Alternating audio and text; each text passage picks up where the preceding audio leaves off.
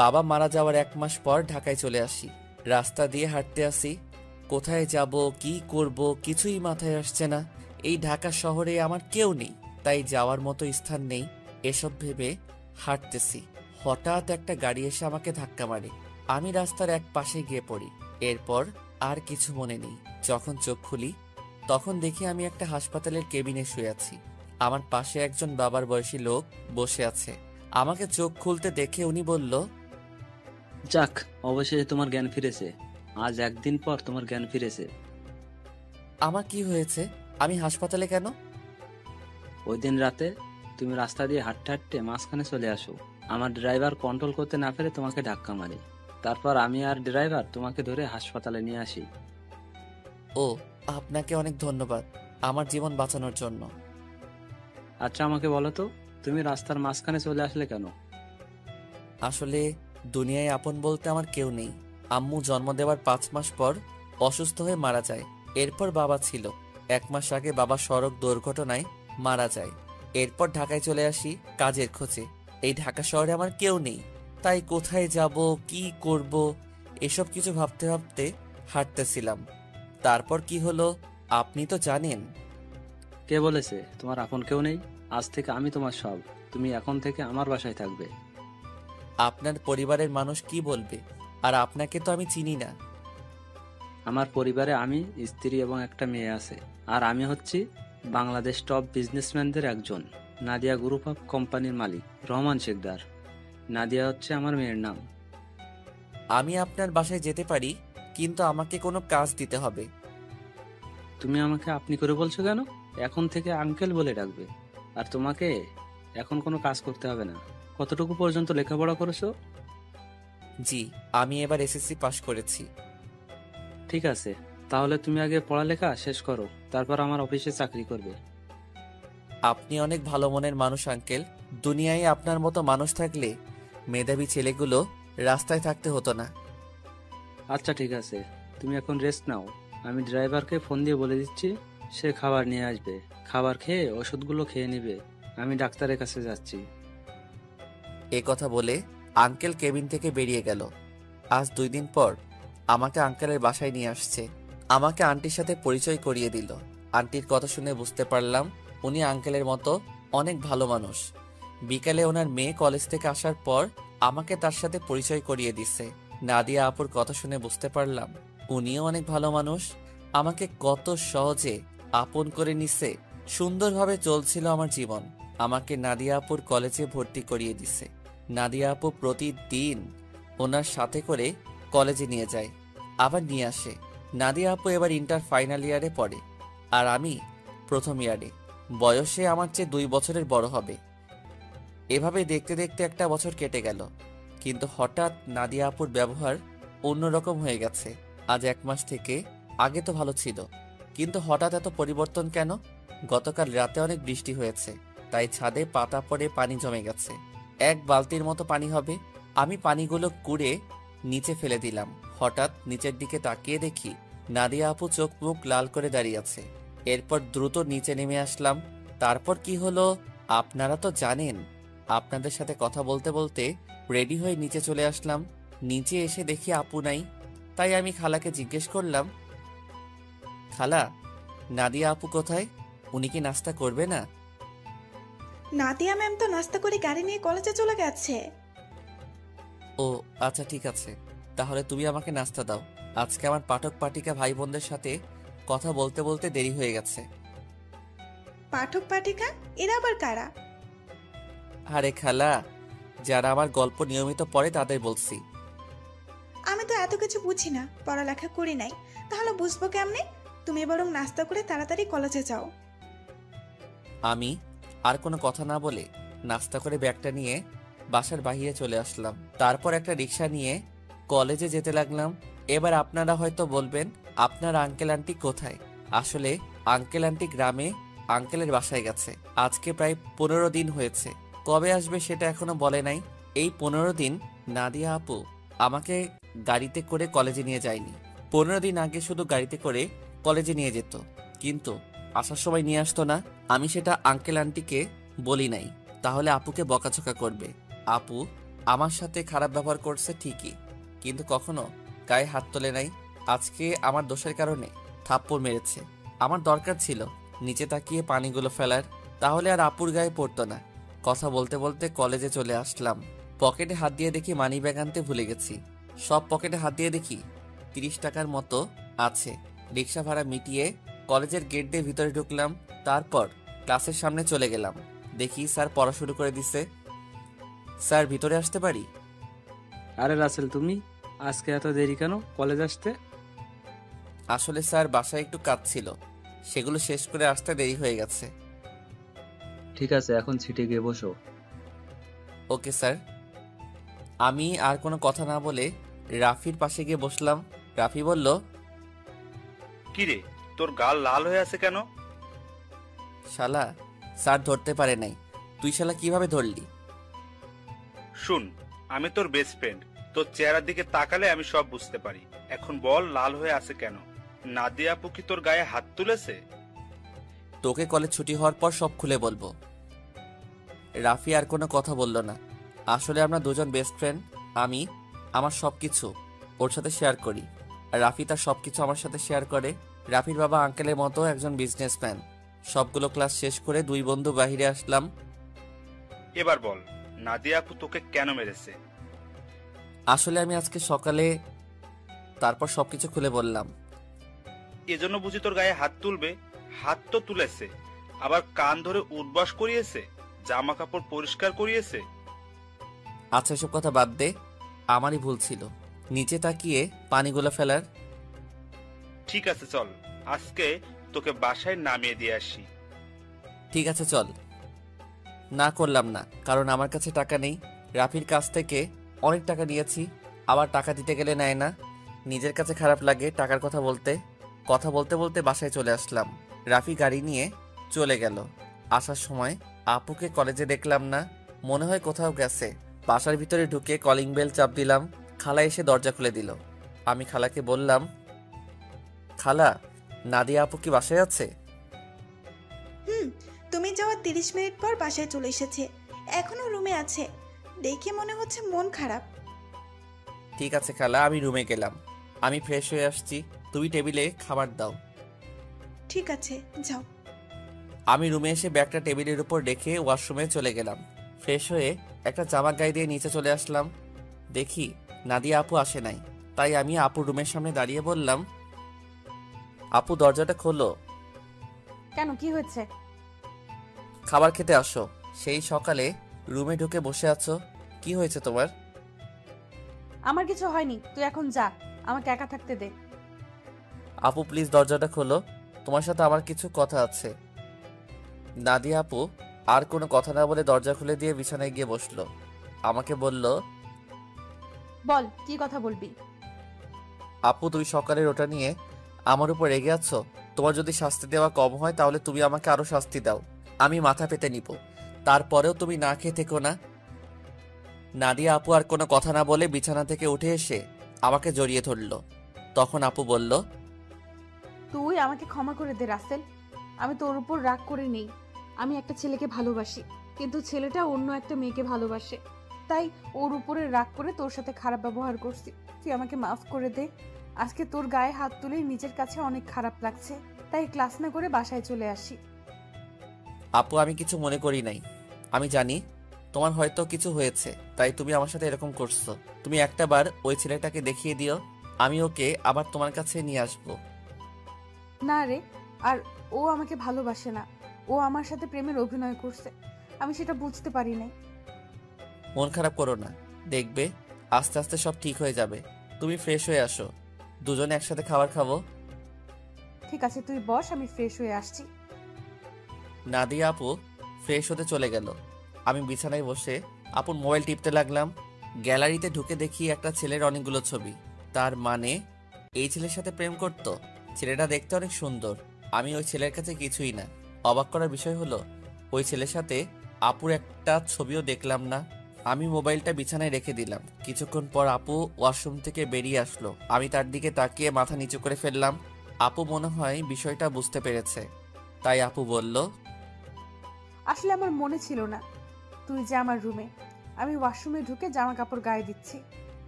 ওয়াশরুমে যেতে হবে না, আমি নিচে যাচ্ছি, তুমি জামা কাপড় গায়ে দিয়ে আসো। এ কথা বলে আমি আপুর রুম থেকে বেরিয়ে নিচে চলে আসলাম। কিছুক্ষণ পর আপু জামা গায়ে দিয়ে নিচে চলে আসলো। একটা কথা আপনাদেরকে বলে দেই, আমি নাদিয়াকে নিজের বড় আপুর মতো জানি। দুজনে একসাথে খাবার খেতে লাগলাম। খাবার খেয়ে যে যার রুমে চলে আসলাম। বিছানায় শুয়ে মোবাইল হাতে নিয়ে রাফিকে ফোন দিয়ে সবকিছু খুলে বললাম। তারপর আরও কিছুক্ষণ কথা বলে ঘুমিয়ে গেলাম। সকালে হঠাৎ কে যেন আমার গায়ে পানি মেরে ভিজিয়ে দিল। আমি এক লাফে উঠে গেলাম। সামনে তাকিয়ে দেখি নাদিয়া আপু হাতে বালতি নিয়ে দাঁড়িয়ে দাঁড়িয়ে হাসতে আসছে। তার মানে এটা আপুর কাজ। তখন আমি আপুকে বললাম, আপু তুমি এটা কি করলে? আমার গায়ে পানি দিলে কেন? তোকে সেই সকাল থেকে ডাকছি, তোর ওঠার খবর নেই, তাই বাধ্য হয়ে তোর গায়ে পানি মারছি। তাই বলে তুমি পানি মারবে? দেখো পুরো শরীর ভিজে গেছে। ভালো হয়েছে, এখন কথা না বলে গোসল করে রেডি হয়ে নিচে আয়। ঠিক আছে, কিন্তু আজকে হঠাৎ আমাকে ডাকতে আসলে কেন? হঠাৎ কোথায়, 1 মাস তোকে ডাকি নাই। এর আগে তো প্রতিদিন সকালে তোকে ডেকে তুলছি। আর কি কারণে তোকে 1 মাস ডাকি নাই সেটা তুই ভালো করে জানিস। ঠিক আছে তুমি যাও, আমি ফ্রেশ হয়ে আসছি। তাড়াতাড়ি আয়। বলে নাদিয়া আপু রুম থেকে বেরিয়ে গেল। আমি দাঁড়িয়ে না থেকে ওয়াশরুমে ঢুকে গোসল করে রেডি হয়ে কলেজের ব্যাগটা কাঁধে নিয়ে নিচে চলে আসলাম। কিছুক্ষণ পর আপু আসলো। দুজনে একসাথে নাস্তা করে গাড়ি নিয়ে কথা বলতে বলতে কলেজে চলে আসলাম। আপু গাড়ি পার্কিং করে বলল, তোর ক্লাস শেষ হলে আমার জন্য অপেক্ষা করবি, দুজনে একসাথে বাসায় যাব। ওকে ঠিক আছে। আপু আর কোনো কথা না বলে তার ক্লাসে চলে গেল। হঠাৎ পিছন থেকে রাফি বলল, কিরে কেমন আছিস? এই তো ভালো আছি, তুই কেমন আছিস? আমিও ভালো আছি। আজকে তাহলে আপু তোকে কলেজে নিয়ে আসলো? আপু এখন আগের মতো হয়ে গেছে। এতদিন একটা ছেলের কারণে আমার সাথে খারাপ ব্যবহার করছে। ওই শালাকে যদি সামনে পাইতাম তাহলে অবস্থা খারাপ করে দিতাম। ওসব কথা বাদ দে, এখন ক্লাসে চল। ঠিক আছে চল। আমি আর রাফি ক্লাসে চলে আসলাম। কিছুক্ষণ পর স্যার ক্লাসে আসলো। সবগুলো ক্লাস শেষ করে আমি আর রাফি বাহিরে চলে আসলাম। রাফি তাহলে তুই বাসায় যা, আমি আপুর জন্য অপেক্ষা করছি। দুজনে একসাথে বাসায় যাব। ওকে ঠিক আছে। রাফি আমার থেকে বিদায় নিয়ে চলে গেল। আমি আপুর জন্য অপেক্ষা করতে লাগলাম। কিছুক্ষণ পর দেখি আপু তার বান্ধবীদের সাথে ক্লাস থেকে বেরিয়ে আসতেছে। আমাকে দেখে তার বান্ধবীদের বিদায় আমার সামনে আসলো। কিরে, কোন সময় তোর ক্লাস শেষ হয়েছে? এই তো 30 মিনিট আগে। ও, আমার একটা এক্সট্রা ক্লাস ছিল, তাই আসতে একটু দেরি হয়ে গেছে। কোনো সমস্যা নেই, তুমি গাড়ি নিয়ে আসো। তুই দাঁড়া, আমি গাড়ি নিয়ে আসছি। আপু গাড়ি নিয়ে আমার সামনে আসলো। তারপর আপুর সাথে সামনের সিটে বসলাম। দুজনে কথা বলতে বলতে বাসায় চলে আসলাম। আপু তার রুমে চলে গেল, আমি আমার রুমে চলে আসলাম। ফ্রেশ হয়ে নিচে এসে আপু আর আমি একসাথে খাবার খেয়ে রুমে চলে আসলাম। দেখতে দেখতে 1 মাস চলে গেল। এখন আপুর সাথে আগের থেকে অনেক ফ্রি হয়ে গেছি। এখন আপু আমার সব সময় খেয়াল রাখে, কলেজে কোনো মেয়ের সাথে কথা বলতে দেয় না, আমাকে শাসনের উপর রাখে। আপুর এসব আমার অনেক ভালো লাগে। আমি আপুকে কিছু বলি না। এখন ওই ছেলের কথা আপু একদম মাথা থেকে ঝেড়ে ফেলে দিচ্ছে। আমার সাথে সবসময় দুষ্টুমি করে, বড় বোন হিসেবে ছোট ভাইয়ের সাথে করতে পারে। আমি আপুকে সবসময় নিজের বড় বোনের চোখে দেখি। আঙ্কেল আন্টি তারা বাসায় চলে এসেছে। আঙ্কেল এখন আগের মতো অফিস দেখাশোনা করে। আমাদের কলেজ আজকে 1 মাসের জন্য ছুটি দিয়েছে, কারণ কলেজে নতুন করে রং লাগাবে, তাই 1 মাস কলেজ বন্ধ থাকবে। রাতে সবাই একসাথে খাবার খাচ্ছি, তখন আঙ্কেল বলল, শুনেছি তোদের কলেজ নাকি 1 মাসের জন্য বন্ধ থাকবে। আব্বু কলেজে কিছু কাজ করবে তাই বন্ধ দিয়েছে। তাহলে তুই আর রাসেল তোর নানা বাড়ি থেকে কিছুদিন ঘুরে আয়। সবসময় তো দুইজনই বাসায় থাকিস, কোথাও যাস না। আমি না হয় যাব, কিন্তু রাসেল কি আমার সাথে যাবে? রাসেল যাবে না কেন? আসলে আন্টি, আমার বাসা থেকে বাইরে কোথাও ঘুরতে যেতে ভালো লাগে না। এটা তো আর অন্য কোথাও না, আমার শ্বশুর বাড়ি যেতে বলছি। রাসেল আমার সাথে না গেলে আমিও কোথাও যাব না। ঠিক আছে আপু, আমি তোমার সাথে যাব। এবার খুশি? অনেক খুশি। তাহলে কালকে সকালে তোরা দুজনে রওনা দে। এখন রুমে গিয়ে জামা কাপড় গুছিয়ে রাখ। আর তোরা কি গাড়ি নিয়ে যাবি? না আব্বু, আমরা বাসে করে যাব। ঠিক আছে, তোরা যেটা ভালো বুঝিস। কেউ আর কোনো কথা না বলে খাবার খেতে লাগলো। আমি খাবার খেয়ে রুমে চলে আসলাম। রুমে এসে জামা কাপড় গুছিয়ে রাখলাম। তারপর বিছানায় শুয়ে মোবাইল টিপতে টিপতে ঘুমিয়ে পড়লাম। পরের দিন সকালে আপু এসে আমাকে ডেকে তুলল। আমাকে রেডি হতে বলে তার রুমে চলে গেল। আমি ওয়াশরুমে ঢুকে ফ্রেশ হয়ে রেডি হয়ে জামা কাপড় আর ব্যাগটা নিয়ে নিচে চলে আসলাম। নাস্তার টেবিলে দেখি আঙ্কেল আন্টি বসে আছে। আমি একটা চেয়ার টেনে বসলাম। হঠাৎ সিঁড়ির উপরে চোখ পড়তেই আমি চমকে উঠলাম। আজকে আপুকে অনেক সুন্দর লাগছে। নীল রঙের একটা জামা গায়ে দিছে। আপুকে নীল রঙের জামায় অনেক সুন্দর লাগছে। আপু আমার সামনে এসে বলল, কি রে, তুই এভাবে হ্যাবলার মতো আমার দিকে তাকিয়ে আছিস কেন? এই আপু, আমাকে হ্যাবলা বলবে না। আমি কিন্তু তোমার থেকে অনেক সুন্দর আছি। আর আজকে তোমাকে নীল রঙের জামায় অনেক সুন্দর লাগছে। বাবা, যে না চেহারা, আবার বলে আমার থেকে ওর চেহারা সুন্দর। যা, একটু তোমার রূপের প্রশংসা করলাম, এখন থেকে আর করব না। তোমাকে পুরো পেতনির মতো লাগছে। কি বললি? আমাকে পেতনির মতো লাগছে? প্রথমে প্রশংসা করলাম, কোনো দাম পেলাম না, তাই তোমাকে পেতনি বললাম। আজকে তোকে আমি মেরেই ফেলবো। তোরা কি শয়তানি করবি নাকি নাস্তা করে বেরিয়ে পড়বি? আপু তুমি দেখো না, রাসেল আমাকে পেতনি বলছে। ও তো ছোট, তাই তোর সাথে দুষ্টামি করছে। এখন কথা না বলে নাস্তা করে বেরিয়ে পড়।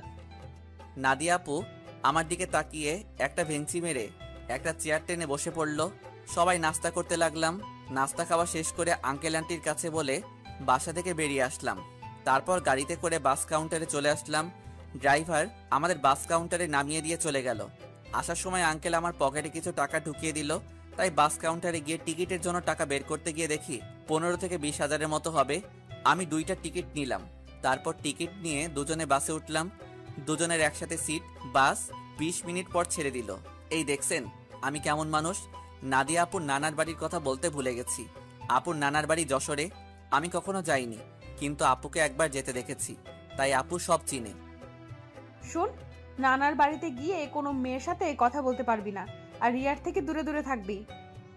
আমি কি আর কখনো তোমার নানার বাড়ি গেছি? আমি তো কাউকে চিনি না। আর এই রিয়াটাকে? রিয়া হচ্ছে আমার মামাতো বোন, ও তোর সেম ক্লাসে পড়ে। ঠিক আছে, কিন্তু ও যদি আমার সাথে কথা বলতে আসে তখন কি করব? তুই বলবি না। আমি যদি না কথা বলি তাহলে বলবে আমি বোবা, আর না হয় বলবে আমি বেশি ভাব দেখাই। কথা বলবি, কিন্তু বেশি কথা বলতে পারবি না।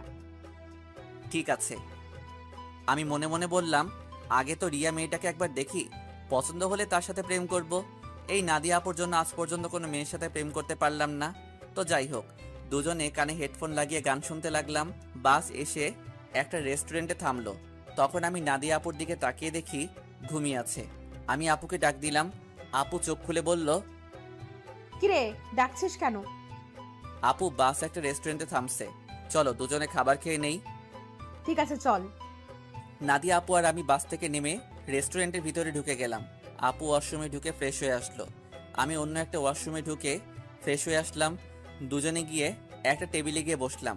আপু ওনার মতো করে অর্ডার করলো, আমি আমার মতো অর্ডার করলাম। কিছুক্ষণ পর ওয়েটার খাবার নিয়ে আসলো। দুজনে খাবার খেতে লাগলাম। খাবার খেয়ে দুজনে আবার বাসের ভিতরে চলে আসলাম। আবার আগের মতো বসে পড়লাম। বাস কিছুক্ষণ পর ছেড়ে দিল। বাস চলছে আপন গতিতে। আমরা দুজন আবার হেডফোন লাগিয়ে গান শুনতে লাগলাম। দেখতে দেখতে আমরা এখন যশোর চলে এসেছি। দুজনে বাস থেকে নেমে দেখি একটা গাড়ি আমাদের সামনে দাঁড়িয়ে আছে, আর গাড়ির সাথে একজন লোক দাঁড়িয়ে আছে। নাদিয়া মামা বলে তাকে জড়িয়ে ধরলো। আসলে আমি কখনো আপুর মামাকে দেখি নাই। ওর মামা ঢাকায় মনে হয় সহজে যায়নি, তাই চিনতে পারলাম না। আমি আর আপু পিছনের সিটে বসলাম। তখন আপুর মামা বলল, তাহলে এ হচ্ছে রাসেল? মামা, ও হচ্ছে রাসেল। তুমি তো বাহিরে ছিলে, তাই দেখো নাই। ও, তার মানে নাদিয়ার মামা বাহিরে ছিল। তখন নাদিয়ার মামা বলল, কেমন আছো রাসেল? পড়ালেখা কেমন চলছে? জি মামা, আমি অনেক ভালো আছি, আর পড়াশোনা ভালোই চলছে। ও, তা কয়টা মেয়ের সাথে প্রেম করো? মামা, আপনি এটা কি বলছেন? আরে সমস্যা নেই, আমাকে তোমার বন্ধু ভাবে বলতে পারো। প্রেম মনে হয় আমি কখনো করতে পারবো না। একটা পেত্নির কারণে সবসময় আমাকে মেয়েদের থেকে দূরে সরিয়ে রাখে। ও মা, তাই? তার সে মানুষটাকে? আমি আপুর দিকে তাকিয়ে দেখি আমার দিকে চোখ লাল করে তাকিয়ে আছে। ভয়ে আমার গলা শুকিয়ে গেল, তাই কথা ঘুরিয়ে বললাম, আসলে আমার কলেজের এক ছেলে বন্ধু, সে বলেছে আমাদের দুজনের মধ্যে কেউ কখনো প্রেম করব না, কোনো মেয়ের সাথে বন্ধুত্ব করব।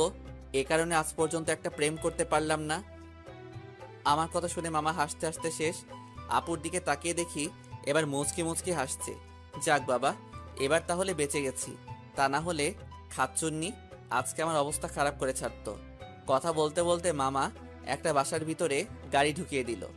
আমি আর আপু গাড়ি থেকে নামলাম। আপু দৌড়ে ভিতরে চলে গেল। আমি এক জায়গায় দাঁড়িয়ে আছি। মামা গাড়ি পার্কিং করে আমার সামনে এসে বলল, কি ব্যাপার রাসেল, তুমি এখানে দাঁড়িয়ে আছো কেন? ভেতরে যাও। আমি কেমন করে যাব? আমি তো কাউকে চিনি না। আপু তো আমাকে না নিয়ে দৌড় দিয়ে ভিতরে চলে গেল। ও এ ব্যাপার, ঠিক আছে, তুমি আমার সাথে আসো। এটা হচ্ছে আমাদের বাড়ি। আপনাদের বাড়িটা অনেক সুন্দর। এই বাড়িটা আব্বু বানিয়েছে প্রায় 5 কোটি টাকা খরচ করে। বাইরে থেকে যদি এত সুন্দর হয়, না জানি ভিতরে দেখতে কেমন। ভিতরে আসো, তারপর দেখো কেমন লাগে। দুজনে কথা বলতে বলতে ভিতরে গেলাম। ভিতরে ঢুকে আমি তো আরো অবাক হয়ে গেলাম। পুরো বাড়িটা রাজপ্রাসাদের মতো। বাইরে থেকে ভেতর কেমন লাগছে? অনেক সুন্দর মামা। গ্রামের ভেতরে আমাদের বাড়িটা 1 নম্বরে আছে, এমন বাড়ি আর কোথাও নাই। হুম। ঠিক আছে, তুমি উপরে গিয়ে ডান হাতের পাশের রুমে চলে যাও। যতদিন এই বাড়িতে থাকবে ততদিন ওই রুমেই থাকবে। ওকে ঠিক আছে মামা। এই বলে আমি সিঁড়ি বেয়ে উপরে উঠলাম। তারপর হাতের ডান পাশের রুমে ঢুকে গেলাম। ভিতরে ঢুকে দেখি রুমটা অনেক সুন্দর। আমি কাঁধের ব্যাগটা বিছানায় রেখে জামা কাপড় বের করে ওয়াশরুমে ঢুকে গেলাম। গোসল করে একটা জামা গায়ে দিয়ে রুম থেকে বেরিয়ে আসতেই কারোর সাথে ধাক্কা খেয়ে নিচে পড়ে গেলাম। নিচে তাকিয়ে দেখি আমি একটা মেয়ের গায়ের উপর পড়ে আছি। মেয়েটা দেখতে খুবই সুন্দর, যে কোনো ছেলে দেখলে প্রেমে পড়ে যাবে। তো যাই হোক, আমি তাড়াতাড়ি মেয়েটার উপর থেকে উঠে গেলাম। হাত বাড়িয়ে মেয়েটাকে দাঁড় করালাম। তখন আমি বললাম, সরি, বিশ্বাস করুন আমি আপনাকে দেখতে পাইনি। সমস্যা নেই, কিন্তু আপনাকে তো ঠিক চিনতে পারলাম না। আপনি কে, আর আমাদের বাড়িতে কি করে? আমি রাসেল, নাদিয়া আপুর সাথে এসেছি। আমি নাদিয়া আপুদের বাসায় থাকি। ও, তার মানে আপনি রাসেল। ফুফা ফুফির কাছে আপনার কথা শুনেছি। আমি রিয়া, নাদিয়া আপুর মামাতো বোন। ও, তার মানে আপু আসার সময় আপনার কথা বলছে? নাদিয়া আপু আপনাকে আমার ব্যাপারে কি বলছে? তেমন কিছু না, বলছে আপনি নাকি আমার সেম ইয়ারে পড়েন। বাকিটা বললাম না, শুনলে রিয়া কষ্ট পাবে, তাই ওই কথা বললাম না। তখন রিয়া বলল, ও, তার মানে আপনি আমার সেম ইয়ারে পড়েন। তাহলে আমরা আপনি করে বলছি কেন? আমরা তোর নাম এবং তুই করে বলতে পারি। ঠিক আছে, এখন থেকে তুই করে বলবো। এখন চলো নিচে যাই। আসার পর তোর আম্মুর সাথে কথা বলি নাই এবং তোর দাদা দাদির সাথে দেখা করি নাই। ঠিক আছে, চল। আমি আর রিয়া দুজনে নিচে চলে আসলাম। আপুর দিকে তাকিয়ে দেখি আমার দিকে চোখ লাল করে তাকিয়ে আছে, মনে হয় আমাকে গিলে খাবে। আসসালামু আলাইকুম মামি, কেমন আছো তুমি? আমি ভালো আছি, তুমি কেমন আছো? আমাদের বাসায় তো কখনো আসো নাই, তোমাকে অনেকবার বলছি আসার জন্য। আমি ভালো আছি মামি। আসলে মামি, আমার বাসা থেকে কোথাও যেতে ভালো লাগে না। আপু আমাকে নিয়ে এসেছে। নাদিয়া যদি না বলতো তাহলে বুঝি আসতে না? আসলে তেমন কিছু না মামি। আচ্ছা, এসব কথা বাদ দাও তো। এখন বলো, নানা নানি কোথায়? তাদের তো দেখছি না। আসলে আব্বু আম্মুকে নিয়ে তার ভাইয়ের বাসায় বেড়াতে গেছে। বুড়ো বয়সে ঘুরতে গেছে তারা? বুড়ো হলে বুঝি যেতে পারে না? আমি সেটা বলি নাই, মানে তাদের ভালোবাসা বুড়ো বয়সে এখনো আছে। এত কথা না বলে খাবার খা। খাবার খেয়ে তুই আমার রুমে আসবি, তোর সাথে আমার কথা আছে। ঠিক আছে আপু। আর কোনো কথা না, খাবার খেয়ে নিচের রুমে চলে আসলাম। কিছুক্ষণ রেস্ট নিয়ে আপু রুমের সামনে গিয়ে বললাম, আপু ভিতরে আসবো? আয় বস। আমি ভিতরে ঢুকে দেখি আপুর চোখ দিয়ে পানি পড়ছে। তখন আমি আপুকে বললাম, আপু তোমার কি হয়েছে? তোমার চোখ দেখে বোঝা যাচ্ছে তুমি মনে হয় কান্না করছো। তোকে আসার সময় কি বলছি তোর মনে নেই? তুই রিয়ার সাথে কথা বলছিস কেন? বারে, কথা বললে সমস্যা কোথায়? তোমাকে বলছি না আমি বেশি কথা বলবো না। ঠিক আছে, তুই এখন আমার রুম থেকে কোথাও যাবি না, আমার রুমে বসে থাকবি। আপু, পুরোটা রাস্তায় জার্নি করে আসছি, তাই ভাবছি একটা ঘুম দিমু। তাহলে আমার রুমে ঘুমিয়ে পড়, তোর রুমে যাওয়া লাগবে না। যদি বাড়ির মানুষ অন্য কিছু ভাবে তখন কি হবে? এই বাসার সবাই জানে আমি তোর থেকে বড়, তাহলে অন্য কিছু ভাববে না। কথা না বলে ঘুমিয়ে পড়। আমি আর কোনো কথা না বলে আপুর বিছানায় ঘুমিয়ে পড়লাম। এবার আপনাদের কিছু কথা বলি। আসলে নানা নানি এবং মামি অনেকবার ঢাকায় গেছে, তাই ওদের চিনি। কিন্তু রিয়া কখনো ঢাকায় যায়নি, আর কেন যায় না সেটা আমি বলতে পারবো না। আমার ঘুম আসার পর আপু আমার দিকে তাকিয়ে আছে আর মনে মনে বলে, রাসেল, তুই কি আমার মুখের কথা বুঝতে পারিস না? আমি তোর এত খেয়াল কেন রাখি? তোকে কোনো মেয়ের সাথে কথা বলতে দেইনি কেন? কারণ আমি তোকে অনেক ভালোবাসি। তোকে যদি আমার জীবনে না পাই তাহলে আমার এই জীবন শেষ করে দিব। আমি তোকে অন্য মেয়ের সাথে সহ্য করতে পারবো না। এই কথা বলে আপু আমার কপালে এবং গালে 4-5টা চুমু খেলো। তারপর রুম থেকে বেরিয়ে রিয়ার রুমে গেল। রিয়া বিছানায় শুয়ে কি যেন ভাবছে। তখন আপু রিয়ার পাশে বসে বলল, কি রে রিয়া, তোকে দেখে বোঝা যাচ্ছে তুই কিছু একটা নিয়ে চিন্তিত আছিস। আসলে আপু তেমন কিছু না। এখন বলো হঠাৎ আমার রুমে? কেন, তোর রুমে কি আসা যাবে না? আরে আমি ওইভাবে বলিনি। আচ্ছা ওটা বাদ দাও। তোমাকে একটা কথা বলি, রাসেল কি কোনো মেয়ের সাথে প্রেম করে? কেন, আমার জানা মতে রাসেল কোনো মেয়ের সাথে প্রেম করে না। তা এটা কেন জিজ্ঞেস করলি? না আপু, এমনি জিজ্ঞাসা করলাম। তা আপু তোমার লেখাপড়া কেমন চলছে? আমার তো ভালোই চলছে, তোর কেমন চলছে? আমারও ভালোই চলছে। ঠিক আছে, তুই থাক, আমি রুমে গেলাম। এই কথা বলে আপু নিজের রুমে চলে আসলো। আর এদিকে রিয়া ভাবছে, তাহলে আমার লাইন ক্লিয়ার, আমি রাসেলকে আমার করে নিব। আমি ওকে প্রথম দেখাই ভালোবেসে ফেলেছি। আমাকে যে করেই হোক রাসেলের মন জয় করতে হবে। কিন্তু আমি ওর মন জয় করব কেমন করে? তখন রিয়া ভাবতে লাগলো। হঠাৎ তার মাথায় একটা বুদ্ধি আসে, আমাকে তার সাথে প্রতিদিন কলেজে নিয়ে যাবে। তারপর আস্তে আস্তে রাসেলকে রিয়ার প্রতি দুর্বল করবে। বিকালে ঘুম থেকে উঠে দেখি আপু আমার পাশে শুয়ে আছে, যেন একটা পিচ্চি মেয়ে আমার পাশে শুয়ে আছে। আমি আপুর দিকে তাকিয়ে বিছানা থেকে নামতেই আপুর ঘুমটা ভেঙে গেল। কি ব্যাপার আপু, তুমি উঠলে কেন? ঘুম ভেঙে গেছে তাই উঠে গেলাম। তুই ফ্রেশ হয়ে আয়, দুজনে মিলে গ্রামটা ঘুরে দেখব। ঠিক আছে, আমি রুমে গিয়ে ফ্রেশ হয়ে আসছি। এই বলে আপুর রুম থেকে বেরিয়ে নিজের রুমে চলে আসলাম। ওয়াশরুমে ঢুকে ফ্রেশ হয়ে একটা জামা গায়ে দিয়ে নিচে নেমে আসলাম। নিচে এসে দেখি রিয়া সোফায় বসে টিভি দেখছে। আমাকে দেখে সামনে এসে বলল, কিরে, তুই কি কোথাও যাবি? আপু, আর আমি তোদের গ্রামটা ঘুরে দেখব। আপু ফ্রেশ হয়ে আসছে। ঠিক আছে, তোরা আমার জন্য কিছুক্ষণ অপেক্ষা কর, আমিও তোদের সাথে যাব। এই বলে রিয়া দৌড় দিয়ে তার রুমে চলে গেল। কিছুক্ষণ পর আপু বেরিয়ে আসলো। আপুকে দেখতে অনেক সুন্দর লাগছে। আপু আমার সামনে এসে বলল, রাসেল আমি রেডি, এবার চল। একটু দাঁড়াও, রিয়া বলেছে সেও আমাদের সাথে যাবে, আমাদের অপেক্ষা করতে বলছে। আপু রিয়ার কথা শুনে মুখটা বেজার করে ফেললো। আমি বুঝতে পারছি, কিন্তু আমি তো আর রিয়াকে মানা করতে পারবো না। কিছুক্ষণ পর রিয়াও বেরিয়ে আসলো।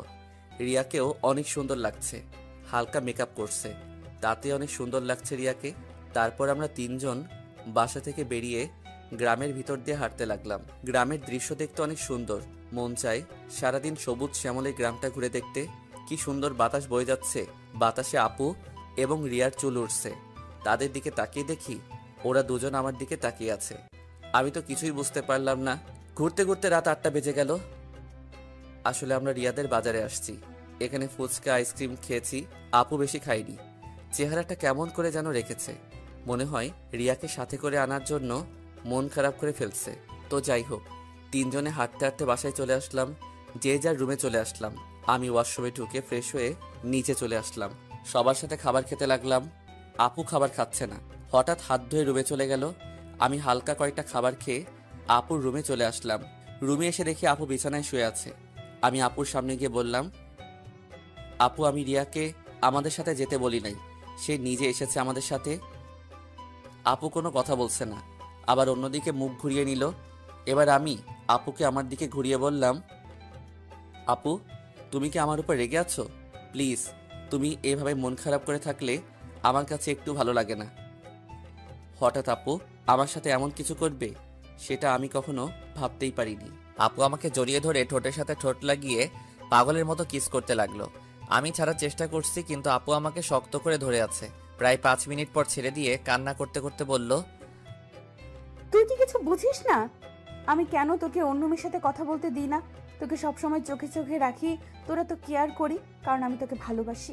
আমি তোকে অন্য মেয়ের সাথে কথা বলতে দেখলে সহ্য করতে পারি না। আমি তোকে অনেক ভালোবাসি রাসেল।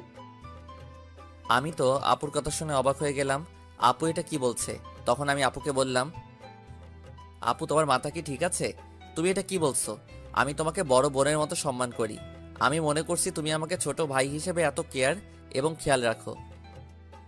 না, আমি তোকে ভালোবাসি বলে এত কেয়ার এবং খেয়াল রাখি। প্লিজ রাসেল, তুই আমাকে ফিরিয়ে দিস না। আপু এটা কখনো সম্ভব নয়। তুমি আমার 2 বছরের বড়। এটা পরিবারের এবং আঙ্কেল আন্টি কখনো মেনে নিবে না। সমাজের মানুষ নানান ধরনের কথা বলবে। আমি পারবো না তোমাকে ভালোবাসতে। তুই যদি আমাকে ভালো না বাসিস তাহলে আমি নিজেকে শেষ করে দিব। আমি তোকে ছাড়া বড় অসহায়। আমি তোকে ছাড়া থাকতে পারবো না।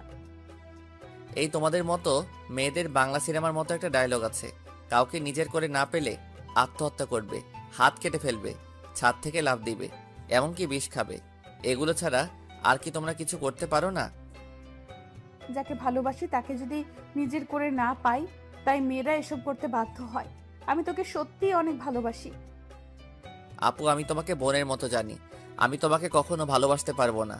তুমি এসব বিষয়ে আমার সাথে কথা বললে আমি তোমাদের সবাইকে ছেড়ে চলে যাব। না না, তুই কোথাও যাস না। তোকে না দেখলে আমি থাকতে পারবো না। ঠিক আছে, আমি আর কখনো তোকে ভালোবাসার কথা বলবো না। কথাটা যেন মনে থাকে। আগে যেভাবে চলতে এখনো সেভাবে চলবে। আমি এখন রুমে গেলাম। এই বলে নিজের রুমে চলে আসলাম। রুমে এসে বিছানায় শুয়ে আপুর কথাগুলো ভাবতে লাগলাম। আপু এটা কেমন করে বলল? আঙ্কেল আন্টি যদি জানতে পারে তাহলে আমাকে বাসা থেকে বের করে দিবে। তারপর আমি কোথায় যাব? এসব কিছু ভাবতে ভাবতে কখন যে ঘুমিয়ে গেছি মনে নাই। সকালে রিয়া রুমে এসে ডাকতে লাগলো। ওই রাসেল, ওর তাড়াতাড়ি। কি হয়েছে, ডাকছিস কেন? আজকে তুই আমার সাথে কলেজে যাবি, তাই তোকে ডাকতে আসলাম। আমি তোর কলেজে যাব কেন? আমি তো তোর কলেজে পড়ি না। সেটা তো আমি জানি, তোকে আমাদের কলেজটা ঘুরে দেখাবো। তাড়াতাড়ি ওঠ। ঠিক আছে তুই যা, আমি ফ্রেশ হয়ে আসছি। রিয়া আর কোনো কথা না বলে আমার রুম থেকে বেরিয়ে গেল। আমি বিছানা থেকে উঠে ওয়াশরুমে ঢুকে ফ্রেশ হয়ে রেডি হয়ে নিচে চলে আসলাম। নিচে এসে দেখি মামা মামি নাস্তার টেবিলে বসে আছে। আমি গিয়ে একটা চেয়ার টেনে বসলাম। তা রাসেল, রাতে ঘুম কেমন হয়েছে? অনেক ভালো ঘুম হয়েছে মামা। তা তুমি এত সকালে ঘুম থেকে উঠলে কেন? রিয়া আমাকে ঘুম থেকে উঠিয়ে দিল তার সাথে কলেজে যাওয়ার জন্য। আমাকে নাকি তাদের কলেজটা ঘুরে দেখাবে। ও ঠিক আছে, তোমরা নাস্তা করো, আমি নাদিয়াকে ঘুম থেকে ডেকে তুলছি। আপু এখনো ঘুম থেকে উঠে নাই? এখনো তো উঠে নাই। গতকাল রাতে অল্প কয়টা খাবার খেয়েছে। মেয়েটার হঠাৎ কি হলো? কি আর হবে, মনে হয় ভালো লাগছে না তাই খাবার কম খেয়েছে। হঠাৎ রিয়া এসে একটা চেয়ার টেনে আমার পাশে বসলো। তখন রিয়া বলল, কি হয়েছে আম্মু? তোমরা কি নিয়ে কথা বলছো? তোর নাদিয়া আপুর কথা বলছে। মেয়েটার হঠাৎ কি হয়েছে? আপুর আবার কি হবে? কালকে তো আমার সাথে সুন্দরভাবে ঘোরাঘুরি করছে। মনে হয় অনেক হাঁটাহাঁটি করাতে শরীর খারাপ লাগছে। হয়তো তাই হবে। ঠিক আছে, তোরা নাস্তা করে কলেজে যা। আমি নাদিয়া ঘুম থেকে উঠলে তাকে জিজ্ঞেস করব। কেউ আর কোনো কথা না বলে নাস্তা খেতে লাগলো। আর আমি তো জানি আপু কেন এমন করছে। আপু যেটা চাচ্ছে সেটা কখনোই সম্ভব নয়। আমি কখনো আপুকে ওই রকম চোখে দেখি নাই। রিয়া আর আমি নাস্তা করে মামাকে বলে বাসা থেকে বেরিয়ে আসলাম। তখন রিয়া বলল, আচ্ছা রাসেল, দেখ তো আমাকে কেমন লাগছে। আমি তো এতক্ষণ রিয়ার দিকে খেয়াল করি নাই। আজকে রিয়াকে অনেক সুন্দর লাগছে। রিয়ার সৌন্দর্য ফুটে তুলছে তার ঠোঁটের পাশের তিলটাই। তখন আমি বললাম, আজকে তোকে অনেক সুন্দর লাগছে। যে কোনো ছেলে দেখলে প্রেমে পড়ে যাবে। কোনো ছেলে পড়ার দরকার নেই, তুই পড়লেই হবে। ওই বিড়বিড় করে কি বলছিস? কিছু না, একটা রিক্সা ডাক দে। বাসায় গাড়ি থাকতে রিক্সা করে কলেজে যাবি কেন? আমার মন বলছে তুই একটা রিক্সা ডাক দে। ওই একটা রিক্সা ডাক দিব কেন? আমরা তো দুইজন এখানে, একটা রিক্সায় কি করে যাব? ওই হারামি, রিক্সায় করে আমি আর তুই যেতে পারবো না। বেশি কথা না বলে রিক্সা ডাক দে। ঠিক আছে দিচ্ছি। একদিনের পরিচয় তুই আমার সাথে এইভাবে ঝগড়া করছিস? তোর সাথে তো এখনো কিছুই করি রে। তাড়াতাড়ি রিক্সা ডাক দে, এমনি দেরি হয়ে যাচ্ছে। আমি আর কোনো কথা না বলে একটা রিক্সা ডাক দিলাম। দুজনে রিক্সায় উঠলাম। তখন রিয়া বলল, আচ্ছা রাসেল, তুই কি কখনো প্রেম করেছিস কোনো মেয়ের সাথে? আমার দ্বারা এসব হবে না। আমার সাথে কোনো মেয়ে প্রেম করবে না। আমার চেহারা ভালো না। কে বলেছে তোর চেহারা খারাপ? তুই দেখতে অনেক সুন্দর। সুন্দর হলে কি হবে? আপু তো আমাকে কোনো মেয়ের সাথে প্রেম করতে দিবে না, আর আমিও মনের মতো কাউকে পাইনি। আশেপাশে তাকালেও পেতে পারিস। আমার পাশে তুই ছাড়া আর তো কেউ নেই, তাহলে পাবো কি করে? আরে পাগল, তোকে কি অন্য কারোর কথা বলছি? আমাকে কি চোখে পড়ে না? কিরে চুপ করে আছিস কেন? তোর কলেজ আর কত দূর? এই তো সামনেই। তারপর দুজনে কথা বলতে বলতে রিয়ার কলেজের সামনে চলে আসলাম। আমি রিক্সা ভাড়া দিলাম। রিয়া আমাকে মানা করছে, কিন্তু তারপরেও আমি ভাড়া দিছি। দুজনে গেট দিয়ে কলেজের ভিতরে ঢুকলাম। হঠাৎ কয়েকটা মেয়ে আমাদের সামনে আসলো। তাদের একটা মেয়ে বলল, কিরে রিয়া, তোর সাথে উনি কে? আগে তো কখনো দেখিনি। আরে আমার মনে হয় কি আমাদের রিয়ার বয়ফ্রেন্ড। দেখতে কিন্তু অনেক সুন্দর। যদি রিয়ার আগে আমি দেখতাম তাহলে ওর সাথে প্রেম করতাম। ওই, তোরা কি চুপ করবি? ঋতু মিতু, তোরাও জানিস ওকে? ও হচ্ছে আমার ফুফাতো ভাই রাসেল। তুই তো কখনো আমাদের তোর ফুফাতো ভাইয়ের কথা বলিস নাই। আমি যদি জানতাম আমার ফুফাতো ভাই আছে, তাহলে তো তোদের অবশ্যই বলতাম। তোরা তো আমার ফুফাতো বোন নাদিয়া আপুকে চিনিস, ওনার ছোট বোন। ও আচ্ছা, তা ভাইয়া কেমন আছেন? আমি এতক্ষণ ওদের কথা শুনে মাথা নিচু করে রাখলাম। আর রিয়ার কথা শুনে তো আমি আরো অবাক হয়ে গেলাম। সে ওদের সত্যিটা বলে নাই। তখন আমি বললাম, প্রথম কথা হচ্ছে আমাকে ভাইয়া বলে ডাকা যাবে না। আমি তোমাদের সাথে সেম ইয়ারে পড়ি, আর আলহামদুলিল্লাহ আমি আছি। আপনারা সবাই কেমন আছেন? যেহেতু আমাদের সাথে পড়েন তাহলে আমাদের আপনি না তুই করে বলবেন। আমরাও ভালো আছি। ঠিক আছে, পরে কথা বলা যাবে, এখন চল ক্লাসে। আমি বলি কি, তোরা ক্লাসে যা, আমি বাসায় চলে যাই। আমি এখান থেকে কি করব?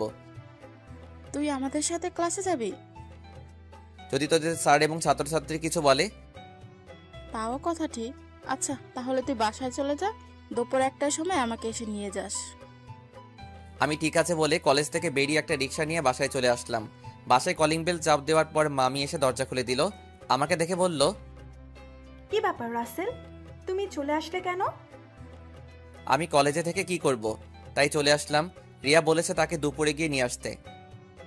ও ঠিক আছে, তুমি রুমে যাও, আমি তোমার জন্য উপরে কফি নিয়ে আসছি। আমি এখন কফি খাবো না। আপু কি ঘুম থেকে উঠেছে? নাস্তা করে এখনো রুমে আছে। ঠিক আছে। আমি আপুর রুমে গেলাম বলে ভিতরে ঢুকে আপুর রুমে চলে গেলাম। আপুর রুমে এসে দেখি কার সাথে যেন মোবাইলে হেসে হেসে কথা বলছে। আমাকে দেখে ফোনটা কেটে দিল। তখন বলল, তুই আমার রুমে কেন এসেছিস? আমি তোমার রুমে আসলে সমস্যা কোথায়? আর তুমি কার সাথে কথা বলছো? সেটা কি তোকে বলতে হবে? আপু তুমি আমার সাথে এইভাবে কথা বলছো কেন? তোর সাথে আমার কথা বলতে ভালো লাগছে না। তুই আমার রুম থেকে বেরিয়ে যা। আমি আর কোনো কথা না বলে আপুর রুম থেকে বেরিয়ে আমার রুমে চলে আসলাম। বিছানায় বসে ভাবতে লাগলাম, আপুর হঠাৎ কি হলো? আমার মনে হয় তার ভালোবাসা অ্যাকসেপ্ট না করার কারণে আমার উপর রেগে আছে। আপুর এমন কথাই কেন জানি আমার অনেক খারাপ লাগছে। পরে ভাবলাম, রাগ করলে করুক, কিছুদিন পর এমনি ঠিক হয়ে যাবে। আর কিছু না ভেবে একটা ঘুম দিলাম। দুপুরের দিকে ঘুম থেকে উঠে দেখি একটা বাজার 10 মিনিট বাকি আছে। তাই কোনো রকম ফ্রেশ হয়ে মামিকে বাসা থেকে বেরিয়ে একটা রিক্সা নিয়ে রিয়ার কলেজের সামনে চলে আসলাম। কলেজের সামনে এসে দেখি রিয়া তার বান্ধবীদের সাথে বাহিরে দাঁড়িয়ে আছে। আমাকে দেখে ঋতু আর মিতুর থেকে বিদায় নিয়ে আমার সাথে রিক্সায় উঠে বসলো। তোর আসতে লেট হলো কেন? আসলে কলেজ থেকে গিয়ে ঘুমিয়ে পড়ছি। উঠতে একটু দেরি হয়ে গেছে, তাই আসতে একটু দেরি হয়েছে। ওহ, তারপর দুজনে কথা বলতে বলতে বাসায় চলে আসলাম। এবার রিয়া আমাকে রিক্সা ভাড়া দিতে দিল না, রিয়া এবার রিক্সা ভাড়া দিল। তারপর দুজনে বাসার ভিতরে ঢুকে যে যার রুমে চলে গেলাম। দেখতে দেখতে 10টা দিন চলে গেল। রিয়া আর তার বান্ধবীদের সাথে ভালো বন্ধুত্ব হয়েছে, কিন্তু আপু আমার সাথে ঠিকভাবে কথা বলে না। সব সময় কার সাথে যেন ফোনে হেসে হেসে কথা বলে। আপুর এড়িয়ে চলা আমার অনেক খারাপ লাগে। এখন কেন জানি আপু ফোনে কারোর সাথে হেসে হেসে কথা বললে আমার কেমন জানি লাগে। রাতে সবাই মিলে খাবার খেতে লাগলাম। তখন নাদিয়া আপু বলল, মামা মামি, আমি কালকে ঢাকায় ফিরে যাব, আমার জরুরি কাজ আছে। তুই যাবি মানে? তাহলে রাসেল কি করবে? ও যাবে কিনা সেটা বলতে পারো। রাসেল, তুমি কি বলো? নাদিয়ার সাথে কি তুমি যাবে নাকি তুমি আরো কিছুদিন থাকবে? না মামা মামি, আমিও আপুর সাথে কালকে চলে যাব। আমি থেকে কি করব? তাহলে ঠিক আছে। তা গাড়ি নিয়ে যাবে নাকি বাসে করে যাবে? না মামা, আমরা বাসে করে যাব। তুমি ড্রাইভারকে বলে দিও আমাদের বাস কাউন্টারে নামিয়ে দিয়ে আসতে। ঠিক আছে। হঠাৎ রিয়ার আবার কি হলো? ও খাবার না খেয়ে রুমে চলে গেল কেন? সেটা আমি বলবো কেমন করে? তুমি গিয়ে তোমার মেয়েকে জিজ্ঞেস করো। ঠিক আছে, ওর সাথে পরে কথা বলবো। এখন খাবার খাও। সবাই খাবার খেতে লাগলো। আমি খাবার খেয়ে রুমে চলে আসলাম। রুমে এসে দেখি টেবিলের উপর একটা কাগজ, লেখা আছে, রাসেল তুই একটু ছাদে আয়, আমি রিয়া, তোর সাথে কিছু কথা আছে। রিয়া হঠাৎ আমাকে ছাদে যেতে বলল কেন? আমি আর কোনো কিছু না ভেবে রুম থেকে বেরিয়ে ছাদে চলে গেলাম। ছাদে নিয়ে দেখি রিয়া ছাদের একটা কোথায় অন্যদিকে তাকিয়ে আছে। আমি রিয়ার সামনে গেলাম, তারপর রিয়াকে বললাম, বল আমাকে ছাদে আসতে বললি কেন? রিয়া আমার দিকে ঘুরে তাকালো। রিয়ার চোখ দেখি লাল হয়ে আছে, মনে হয় কান্না করছে। রিয়া বলল, রাসেল, আমি তোকে কিছু কথা বলতে চাই, প্লিজ তুই না করিস না। কি কথা আগে সেটা বল। তারপর রিয়া আমাকে যে কথা বলল সে কথা কখনো আমি রিয়ার থেকে আশা করি নাই। রিয়া এ কথা কিভাবে বলতে পারলো? রাসেল, আমি তোকে প্রথম যেদিন আমাদের বাসায় দেখি, তোর সাথে ধাক্কা খাই, সেদিন থেকে আমি তোকে ভালোবেসে ফেলেছি। আমি মনে করেছি আরো কিছুদিন পর তোকে ভালোবাসার কথা বলবো, কিন্তু যখন শুনেছি তুই কালকে ঢাকায় ফিরে যাবি, তখন আমার মনটা অনেক খারাপ হয়ে যায়। আমি আর থাকতে পারলাম না, তাই তোকে ছাদে ডেকে ভালোবাসার কথা বললাম। সত্যি রাসেল, আমি তোকে অনেক ভালোবাসি। এ কথা বলে রিয়া আমাকে জড়িয়ে ধরলো। আমি রিয়াকে বন্ধু ছাড়া অন্য কিছু ভাবি নাই, তাই ওর সাথে এত ফ্রি হয়েছি। কিন্তু রিয়া যে আমাকে ভালোবাসার কথা বলবে তা আমি কখনো ভাবিনি। আমি রিয়াকে আমার থেকে ছেড়ে বললাম, দেখ রিয়া, আমি তোকে বন্ধু ছাড়া অন্য কিছু কখনো ভাবিনি। আমি তোকে ভালোবাসতে পারবো না। তুই প্লিজ রাগ করিস না। তুই আমার থেকে অনেক ভালো ছেলে পাবি। আমাকে তুই ভুলে যা। রিয়া আমার কথা শুনে জোরে জোরে কান্না করে দিল। তারপর রিয়া বলল, তুই কেন আমাকে ভালোবাসতে পারবি না? আমি কি দেখতে খারাপ? কেন ভালোবাসতে পারবো না সেটা আমি বলতে পারবো না। আর তুই দেখতে অনেক সুন্দর। ঠিক আছে, জোর করে তো আর ভালোবাসা পাওয়া যায় না, কিন্তু আমি তোকে কখনো ভুলতে পারবো না। তোকে আমি অনেক ভালোবেসে ফেলেছি। প্লিজ তুই পাগলামি করিস না। দেখবি তুই আমার থেকে ভালো ছেলে পাবি। ঠিক আছে, আমি রুমে গেলাম। এ কথা বলে রিয়া ছাদ থেকে নেমে গেল। এই কারণে মেয়েদের সাথে বন্ধুত্ব করি না। আমি আর কিছু না ভেবে ছাদ থেকে নেমে নিজের রুমে চলে গেলাম। বিছানায় শুয়ে পড়লাম। পরের দিন সবার থেকে বিদায় নিয়ে আমি আর আপু বেরিয়ে আসলাম। রিয়া আর আমার সামনে আসে নাই। ড্রাইভার আমাদের বাস কাউন্টারে নামিয়ে দিয়ে চলে গেল। আসার সময় আপু একটা কথাও বলে নাই আমার সাথে। আপুর এত পরিবর্তনে আমার অনেক খারাপ লাগছে। আপুর দুষ্টমিগুলো কেয়ার করা সবকিছু মিস করছি। আগে ঢাকায় ফিরে যাই, তারপর আপুর সাথে কথা বলবো। টিকিট কেটে দুজনে বাসে উঠলাম। দুজনের সিট একসাথে পড়েছে। আপু জানালার পাশে গিয়ে বসলো। দেখতে দেখতে আমরা ঢাকায় এসে পৌঁছে গেলাম। ড্রাইভার আঙ্কেল আমাদেরকে নেওয়ার জন্য গাড়ি নিয়ে অপেক্ষা করছে। আমি আসার সময় ড্রাইভার আঙ্কেলকে ফোন দিয়ে আসতে বলেছি। দুজনে বাস থেকে নেমে গাড়িতে গিয়ে বসলাম। আমি ড্রাইভার আঙ্কেলের সাথে সামনের সিটে বসলাম। আপু পিছনের সিটে গিয়ে বসলো। আপুর দিকে তাকিয়ে দেখি কার সাথে যেন মোবাইলে চ্যাটিং করছে। আমি আপুর থেকে চোখ সরিয়ে দিলাম। কিছুক্ষণ পর বাসায় চলে আসলাম। আপু গাড়ি থেকে নেমে ভিতরে চলে গেল। আমি জামা কাপড়ের ব্যাগ নিয়ে ভিতরে গেলাম। আন্টি বলল, কি ব্যাপার রাসেল, তোমরা এত তাড়াতাড়ি বাসে আসলে যে? আরো কিছুদিন থাকতে। আন্টি আপুর নাকি কাজ আছে, তাই চলে আসলাম। আর 10 দিন তো থেকে আসলাম।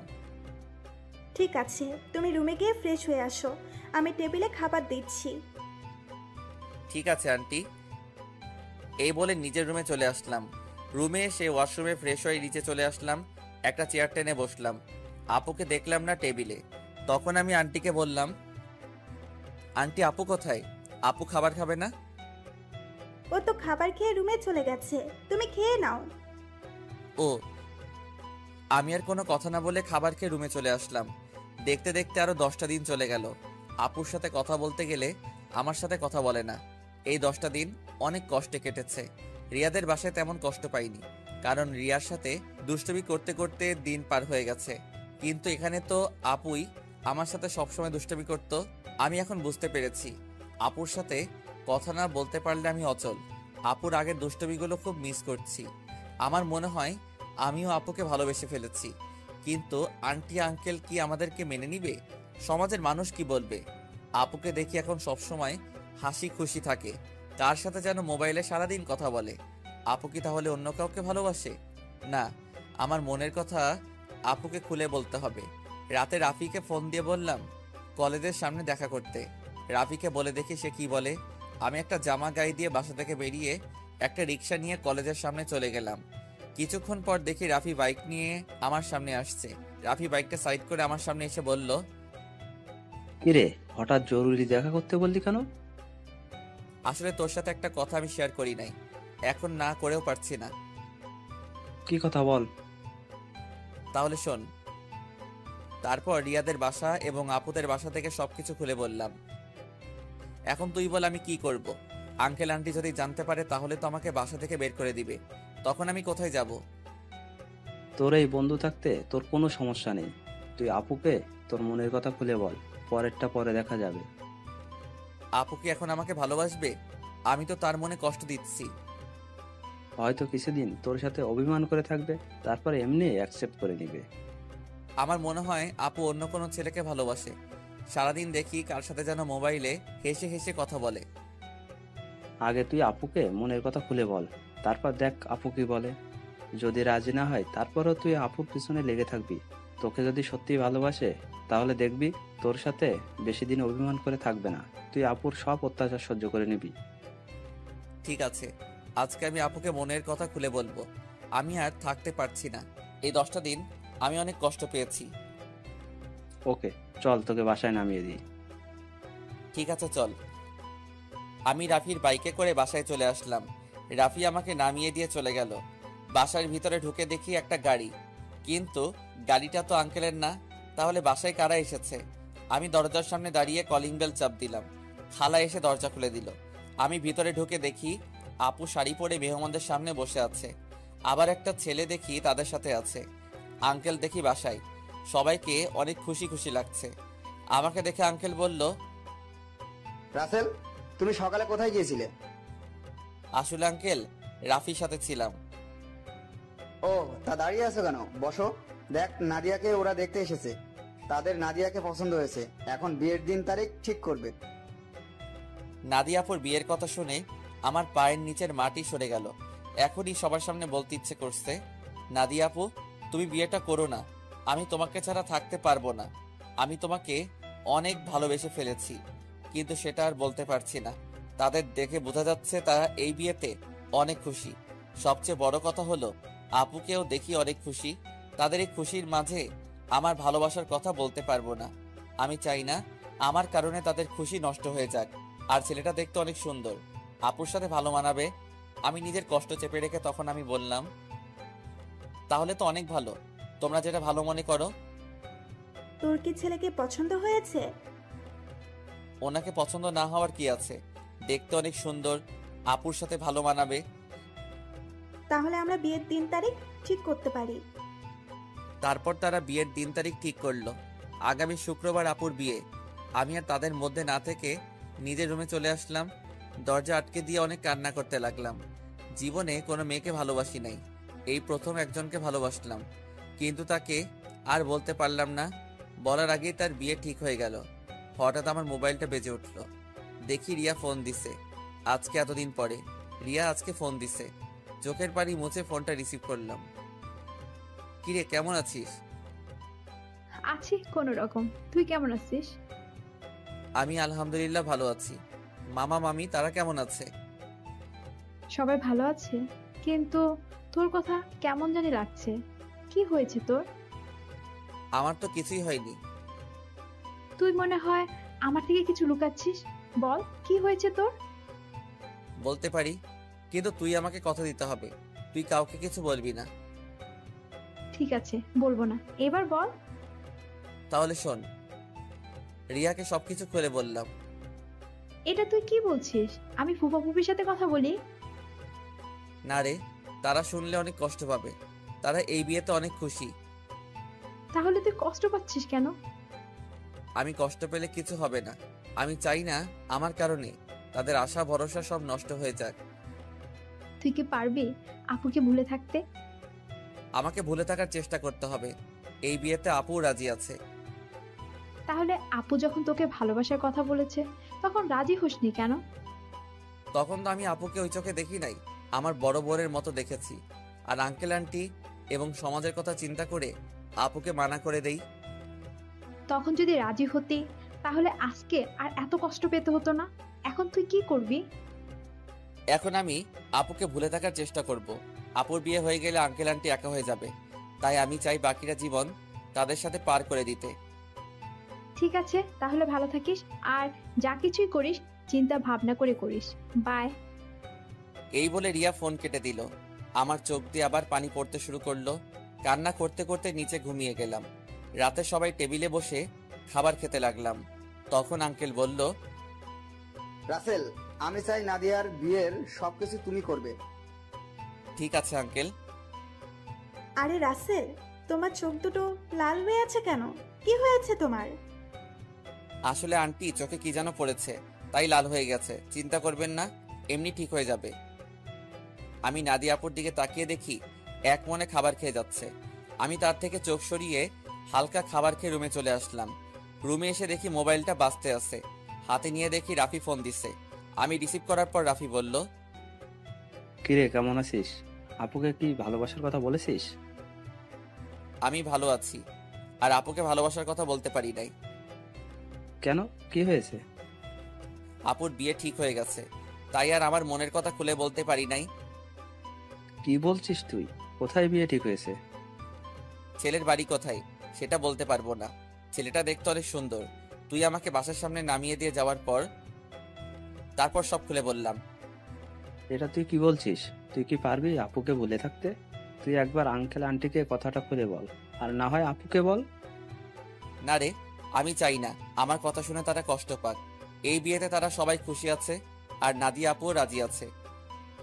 আঙ্কেল আন্টির কথা চিন্তা করে নিজেকে কষ্ট দিবি? তুই কি থাকতে পারবি?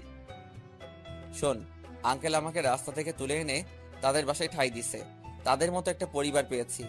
আমার মতো এতিম ছেলেকে নিজের ছেলের মতো দেখেছে। তাহলে আমি এই কথা বলি কেমন করে? আর নাদিয়া আপুকে আমি ভুলে যাব? কিছুদিন গেলে সবকিছু ঠিক হয়ে যাবে। তুই মানুষ না রে, তুই একটা ফেরেশতা। তোর মতো বন্ধু পাওয়া ভাগ্যের ব্যাপার। ঠিক আছে, ভালো থাকিস। কালকে থেকে বিয়ের সবকিছু আমাকে করতে হবে, আজকে আঙ্কেল বলেছে। ওকে, ভালো থাকিস, আল্লাহ হাফেজ। এই বলে রাফি ফোন কেটে দিল। আমি নিজেকে যতই শক্ত রাখার চেষ্টা করি, কিন্তু আমি তা পারছি না। বারবার আপুর চেহারাটা চোখের সামনে ভেসে আসছে। আর কিছু না ভেবে ঘুমিয়ে পড়লাম। সকালে ঘুম থেকে উঠতে দেরি হয়ে গেছে। আজকে আমাকে কেউ ডাকতে আসে নাই। মনে হয় কাজে কামে বিজি সবাই। আমি বিছানা থেকে নেমে ওয়াশরুমে চলে গেলাম। ফ্রেশ হয়ে একটা জামা গায়ে দিয়ে নিচে আসলাম। নিচে এসে একজনকে দেখে আমি পুরো অবাক হয়ে গেলাম। আর কেউ নয়, আপুর সাথে যে ছেলের বিয়ে ঠিক হয়েছে সেই ছেলে। আমি এখনো ওনার নাম জানি না। আমাকে দেখে ডাক দিল। আসসালামু আলাইকুম দুলাভাই, কেমন আছেন? আলহামদুলিল্লাহ, ভালো আছি। তুমি কেমন আছো? আমিও ভালো আছি। দুলাভাইয়ের নামটা তো জানা হলো না, তা হঠাৎ বিয়ের আগে শ্বশুরবাড়িতে? আমার নাম রনি। নিজের অফিস দেখাশোনা করছি, আর আজকে নাদিয়াকে নিয়ে মার্কেটে যাব বিয়ের কেনাকাটা করতে। আমি চাই নাদিয়ার পছন্দ মতো সবকিছু কিনে দিতে। খুব ভালো। তা আপু কোথায়? নাদিয়া রেডি হয়ে আসছে, তুমিও আমাদের সাথে চলো। না দুলাভাই, আঙ্কেল আমাকে বিয়ের সবকিছুর দায়িত্ব দিছে। আমি নাস্তা করে বাহিরে গিয়ে বিয়ের কার্ডের অর্ডার, ডেকোরেশন সবকিছু করে আসতে হবে। আমার হাতে অনেক কাজ। আপনি আপুকে নিয়ে যান। তোমার যখন কাজ আছে তাহলে তো আর জোর করা যাবে না। চলুন, নাস্তা করবেন। আমি বাসা থেকে করে এসেছি, তুমি করে নাও। ঠিক আছে বলে নাস্তা টেবিলে চলে আসলাম। খালা আমাকে নাস্তা দিয়ে গেল। হঠাৎ সিঁড়ির উপর চোখ গেল। দেখি আপু সুন্দরভাবে সেজে গুজে নিচে নামছে। আপুকে দেখতে অনেক সুন্দর লাগছে। আপু আমার দিকে তাকাতেই আমি চোখ সরিয়ে নিলাম। তারপর তারা দুজনে বাসা থেকে বেরিয়ে গেল। আমি হালকা নাস্তা করে বাসা থেকে বেরিয়ে রিক্সা নিয়ে রাফিদের বাসার সামনে চলে আসলাম। ভাড়া মিটিয়ে কলিং বেল চাপ দিলাম। কিছুক্ষণ পর রাফির আম্মু দরজা খুলে দিল। আসসালামু আলাইকুম আম্মু, কেমন আছো? এতদিন পর তোর এই আম্মুর কথা মনে পড়ছে? সরি আম্মু, আমার ভুল হয়ে গেছে। আর কখনো এমন ভুল করব না। ঠিক আছে, এখন ভিতরে আয়, রাফি তার রুমে আছে, তুই ওর রুমে যা, আমি কফি পাঠিয়ে দিচ্ছি। ঠিক আছে আম্মু। আমি ভিতরে ঢুকে ওপরে রাফির রুমে যেতে লাগলাম। এবার আপনাদের বলি, রাফির আম্মু জানে আমার আব্বু আম্মু নেই, আমি একটা এতিম ছেলে। তখন রাফির আম্মু আমাকে বলে, কে বলেছে তোর আব্বু আম্মু নেই? আজকে আমি তোর আম্মু, এখন থেকে আমাকে আম্মু বলে ডাকবি। এখন আমার 2 ছেলে। এরপর থেকে রাফির আম্মুকে আমি আম্মু বলে ডাকি। রাফির রুমে এসে দেখি রাফি বিছানায় শুয়ে মোবাইল টিপতে আছে। আমাকে দেখে উঠে বসলো। কিরে, তুই কখন আসলি? এই তো কিছুক্ষণ আগে। তা তুই আসবি, আমাকে তো বললি না। আমি তো এমনি আসি নাই, আপুর বিয়ের সব দায়িত্ব আঙ্কেল আমাকে দিছে। আমি তো একা একা সবকিছু করতে পারবো না, তাই তোকে নিয়ে সবকিছু করব। নিজের ভালোবাসার মানুষের বিয়ের সব দায়িত্ব তুই পালন করবি, তোর কি একটুও কষ্ট হচ্ছে না? কষ্ট হলে তো কিছুই করার নেই। আঙ্কেল আন্টি সুখের জন্য আমি সবকিছু করতে রাজি আছি। এখন তাড়াতাড়ি রেডি হয়ে নে, হাতে অনেক কাজ আছে। ঠিক আছে, তুই বস, আমি ফ্রেশ হয়ে আসছি। এই বলে রাফি ওয়াশরুমে ঢুকে ফ্রেশ হয়ে আসলো। আম্মু এসে আমাদেরকে কফি দিয়ে গেল। দুজনে কফি খেয়ে আম্মুর থেকে বিদায় নিয়ে বাহিরে চলে আসলাম। বাইক নিয়ে দুজনে বেরিয়ে পড়লাম। প্রথমে বিয়ের কার্ডের অর্ডার দিলাম, তারপর বাকি যে কাজ ছিল সবকিছুর কাজ ছেড়ে বাসায় চলে আসলাম। রাফি আমাকে বাসার সামনে নামিয়ে দিয়ে চলে গেল। আমি বাসার ভিতরে ঢুকে কলিং বেল চাপ দেওয়ার পর খালা এসে দরজা খুলে দিল। সব কাজ শেষ করে আসতে সন্ধ্যা হয়ে গেছে। আমি আর বাহিরে দুপুরে খাবার খেলাম। ভিতরে ঢুকে দেখে আঙ্কেল আন্টি সোফায় বসে কফি খাচ্ছে আর কথা বলছে। আমাকে দেখে আঙ্কেল ডাক দিল। আমি গিয়ে তাদের পাশে বসলাম। রাসেল, সব কাজ কি শেষ? জি আঙ্কেল, কালকে সকালে ডেকোরেশনের সব লোক মালপত্র নিয়ে চলে আসবে, আর বিয়ের কার্ড কালকে বিকালে নিয়ে আসতে বলছে। ফুলের লোক গায়ে হলুদের দিন সকালে আসবে। ঠিক আছে, তুমি এখন রুমে গিয়ে ফ্রেশ হয়ে কিছুক্ষণ রেস্ট নাও, কালকে আবার কাজে লেগে পড়তে হবে। ঠিক আছে আঙ্কেল। এই বলে নিজের রুমে চলে আসলাম। ওয়াশরুমে ঢুকে ফ্রেশ হয়ে বিছানায় শুয়ে পড়লাম। রাতে খাবার খাওয়ার জন্য খালা ডেকে গেছে, তাই বিছানা থেকে উঠে নিচে চলে আসলাম। টেবিলের সামনে গিয়ে দেখি আঙ্কেল আন্টি আর আপু বসে আছে। আমি একটা চেয়ার টেনে বসলাম। আন্টি খাবার বেড়ে দিল। আপুর দিকে তাকিয়ে দেখি এক মনে খাবার খেয়ে যাচ্ছে। আমার দিকে একটাবার তাকালো না। আমি খাবার খেয়ে নিজের রুমে চলে আসলাম। তারপর বিছানায় শুয়ে পড়লাম। পরের দিন বিকালে বিয়ের কার্ড নিয়ে আসলাম। তখন আমি আঙ্কেলকে বললাম, আঙ্কেল, বিয়ের কার্ডগুলো কি করব? তোমার বন্ধু বান্ধব কতজন আছে তাদের একটা করে দিয়ে এসো, আমি কিছু রাখছি, আর বাকিগুলো নাদিয়াকে দিয়ে দেয়। আঙ্কেল, আমার তেমন বন্ধু নেই। আমার একমাত্র বন্ধু শুধু রাফি এবং তার পরিবার। ঠিক আছে, তাদের বিয়ের কার্ড দিয়ে এসো, আমি কিছু রাখছি, বাকিগুলো নাদিয়াকে দিয়ে আয়। আঙ্কেল কিছু কার্ড রাখলো। বাকিগুলো নিয়ে আপুর রুমের সামনে গেলাম। বাহির থেকে বললাম, আপু ভিতরে আসতে পারি? আয়। আমি ভিতরে ঢুকে দেখি আপু বিছানায় বসে আছে, কিন্তু অবাক করার বিষয় হলো আপুর চোখ দুটো লাল হয়ে আছে। আমাকে দেখে বলল, কেন এসেছিস? আসলে আপু, আঙ্কেল বলেছে বিয়ের কার্ডগুলো তোমাকে দিতে, তোমার বন্ধু বান্ধবকে দেওয়ার জন্য। ঠিক আছে, রেখে যা। আমি বিছানার উপরে কার্ডগুলো রেখে যেই না রুম থেকে বেরিয়ে যাব, তখন আপু আমাকে পেছন থেকে জড়িয়ে ধরে কান্না করে দিল। আমি আপুকে আমার দিকে ঘুরিয়ে বললাম, আপু তুমি কান্না করছো কেন? তুই কি মানুষ নাকি অন্য কিছু? আপু হঠাৎ এই কথা বলল কেন? আমাকে রিয়া ফোন করে সব বলে দিছে। তুই আমাকে ভালোবাসার কথা বললি না কেন? আমি তোমাকে যেদিন বলতে যাব সেদিন দেখি তোমাকে ছেলেপক্ষ দেখতে এসেছে, তাই আর বলি নাই। তুই তো আমাকে একটাবার বলে দেখতি, তোকে আমি এখনো অনেক ভালোবাসি। সেটা আর কখনো সম্ভব না। তোমার বিয়ে ঠিক হয়ে গেছে। এই বিয়েতে আঙ্কেল আন্টি অনেক খুশি। আমি চাই না তাদের মনে কষ্ট দিতে। তুই মা বাবার সুখের কথা চিন্তা করে নিজের ভালোবাসা কোরবানি দিবি? এছাড়া আমার কোনো উপায় নেই। ঠিক আছে, তুই যখন মা বাবার সুখের কথা চিন্তা করে আমাকে বিয়ে করবি না, তাহলে আমি রনিকে বিয়ে করব। কিন্তু কখনো রনিকে স্বামীর অধিকার দিব না। আমি তোকে ভালোবাসি আর সারা জীবন বেঁচে যাব। আপু তুমি এমন পাগলামি করো না। আমাকে তুমি ভুলে যাও। নিজের বাবা মার কথা একটাবার চিন্তা করো। তোমার এই বিয়েতে তারা অনেক খুশি। তুই আমার রুম থেকে বেরিয়ে যা। যে ছেলে নিজের ভালোবাসার মানুষকে অন্য ছেলের হাতে তুলে দিতে রাজি আছে, সে কখনো কাউকে ভালোবাসতে পারে না। আমি আর কোনো কথা না বলে নিজের রুমে চলে আসলাম। নিজের চোখ দিয়ে 2 ফোঁটা পানি পড়ে গেল। আপু, আমি তোমাকে অনেক ভালোবাসি। তুমি যদি আমার জায়গায় হতে তাহলে তুমি তাই করতে। আমার কিছু করার নেই। দেখতে দেখতে বিয়ের দিন চলে এসেছে। আপুর বিয়েতে সবাই এসেছে। আজকে আপুর গায়ে হলুদ। আপুকে স্টেজে আনা হয়েছে। এক এক করে সবাই আপুকে হলুদ লাগাতে লাগলো। আমি একটু দূরে দাঁড়িয়ে দাঁড়িয়ে দেখতে লাগলাম। হলুদ শাড়িতে আপুকে অনেক সুন্দর লাগছে, যেন একটা পরী সামনে বসে আছে।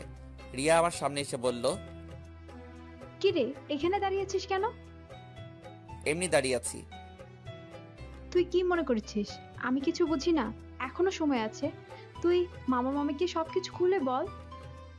না রে, আমি চাই না তাদের মনে কষ্ট দিতে। তোর কি কষ্ট হচ্ছে না? আমি চুপ হয়ে গেলাম। মনে মনে বললাম, আমার ভিতরটা ফেটে যাচ্ছে, কিন্তু আমি এখন কি করব? আমাকে চুপ থাকতে দেখে রিয়া আবার বলল, কি রে, কথা বলছিস না কেন? আমার ভালো লাগছে না, তুই আমাকে একটু একা থাকতে দে। রিয়া আর কোনো কথা না বলে চলে গেল। হঠাৎ আঙ্কেল আমার সামনে এসে বলল, কি ব্যাপার রাসেল, তুমি এখানে দাঁড়িয়ে আছো কেন? যাও নাদিয়াকে হলুদ লাগিয়ে দিয়ে আসো। যাচ্ছি আঙ্কেল বলে স্টেজে উঠে নাদিয়া আপুর সাথে বসলাম। আপু আমার দিকে করুণ চোখে তাকালো। আমি একটু হলুদ আপুর গালে লাগিয়ে দিলাম। তারপর মিষ্টি আপুর মুখের সামনে ধরলাম, কিন্তু আপু খাচ্ছে না, আমার দিকে তাকিয়ে আছে। তখন আন্টি বলল, কিরে নাদিয়া, রাসেল তোর মুখের সামনে মিষ্টি ধরে রাখছে, তুই খাস না কেন? আন্টির কথা শুনে আপু হালকা একটু মিষ্টি খেলো। তারপর আপু আমাকে একটু মিষ্টি খাইয়ে দিল। আমি আর বসে না থেকে ছাদে চলে গেলাম। অনেক কষ্টে আপুর সামনে চোখের পানি আটকে রেখেছি। ছাদের কিনারে দাঁড়িয়ে কান্না করতে লাগলাম। আজকে রাতটা পার হলে কালকে আপুর বিয়ে হয়ে যাবে। নিজের চোখের সামনে কিভাবে দেখবো আপুর বিয়ে? আমার চোখের পানি কোনো বাধা মানছে না। অঝোর ধারায় পানি পড়তে লাগলো। ছাদে কতক্ষণ ছিলাম বলতে পারবো না। আমার একটা জিনিস কিছুতেই মাথায় ঢুকছে না। রাফিকে আজকে গায়ে হলুদে দেখলাম না। ও কোথায়? আমাকে তো বলছে সন্ধ্যার পর চলে আসবে। আম্মু আব্বু তারা এসেছে, কিন্তু তাকে দেখলাম না। পকেট থেকে মোবাইলটা বের করে রাফিকে ফোন দিলাম, কিন্তু তার মোবাইল বন্ধ বলছে। আমি আর কিছু না ভেবেই নিচে নামতে যাব। হঠাৎ ছাদে কারো আসার শব্দ পেলাম। নিচের দিকে তাকিয়ে দেখি আপু ছাদের দিকে আসছে। আপু আমাকে দেখে হাত ধরে টেনে ছাদের কিনারে নিয়ে আসলো। তখন আপু বলল, নিজেকে এত কষ্ট দিচ্ছিস কেন রাসেল? এখনো সময় আছে, তুই আব্বু আম্মুকে সবকিছু খুলে বল। তুই যদি বলতে ভয় পাস তাহলে আমি বলি। না আপু, তুমি এই কাজ কখনো করবে না। তারা শুনলে অনেক কষ্ট পাবে। আমি চাই না তারা আমার কথা শুনে কষ্ট পাক। তুই কি পারবি আমাকে ছেড়ে থাকতে? আমাকে পারতেই হবে। রাসেল, শেষবারের মতো আমার একটা কথা রাখবি? কি কথা বলো? তুই কালকে আমার সামনে আসিস না। আমি তোকে সামনে দেখলে কবুল বলতে পারবো না। ঠিক আছে, আমি তোমার সামনে থাকবো না। আমাকে জড়িয়ে ধরে একটা কিস করবি? কালকের পর তো অন্য পুরুষের সাথে থাকতে হবে। এখানে অন্য পুরুষ কোথায় থেকে আসলো? সে তো হবে তোমার স্বামী। কিন্তু আমি তো তাকে কখনো স্বামী হিসেবে মানবো না। আমি শুধু তোকে ভালোবাসি। প্লিজ আপু, তুমি আমাকে ভুলে যাও। স্বামীর সংসার নিয়ে নতুন জীবন শুরু করো। আমি কখনো তোকে ছাড়া নতুন জীবন শুরু করতে পারবো না। আপু, তোমাকে আমার কসম দিয়ে বলছি, তুমি আঙ্কেল আন্টির মনে কষ্ট দিও না।